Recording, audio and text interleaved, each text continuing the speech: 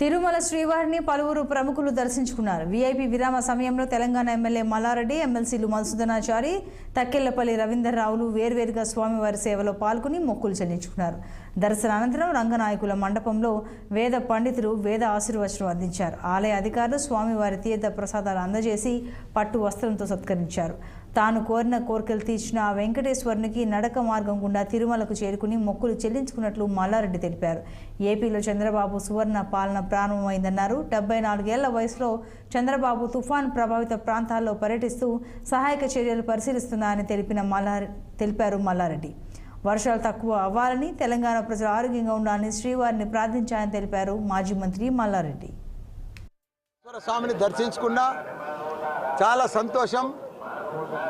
ఎందుకంటే భగవంతుడు నాకు ఏది మొక్కినా అన్నీ కూడా పర్ఫెక్ట్గా మంచిగా మెడికల్ కాలేజీలు కానీ, ఇంజనీరింగ్ కాలేజీలు కానీ, పర్ఫెక్ట్గా ఎంపీ కానీ, మినిస్టర్ కానీ, మళ్ళీ ఇప్పుడు ఎమ్మెల్యే కానీ ఇవన్నీ కూడా ప్రసాదించిండు ఆ భగవంతుడు. ప్రతి వైకుంఠ ఏకాదశికి కూడా వస్తా. ఇప్పుడు కూడా మంచి యూనివర్సిటీ ఇచ్చిండు కాబట్టి నేను నడుచుకుంటూ ఎక్కినా, గుండు కొట్టించుకున్నా, భగవంతుని మొక్కు చెల్లించుకున్నా. ఏది ఏమైనా ఆంధ్రలో కూడా మన చంద్రబాబు నాయుడు ప్రభుత్వం వచ్చింది.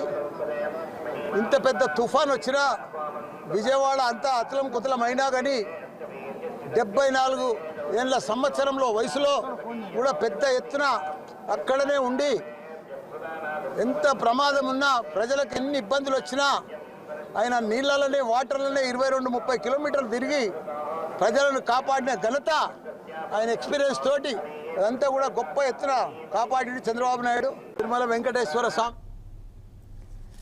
దేశవ్యాప్తంగా సంచలనం సృష్టించిన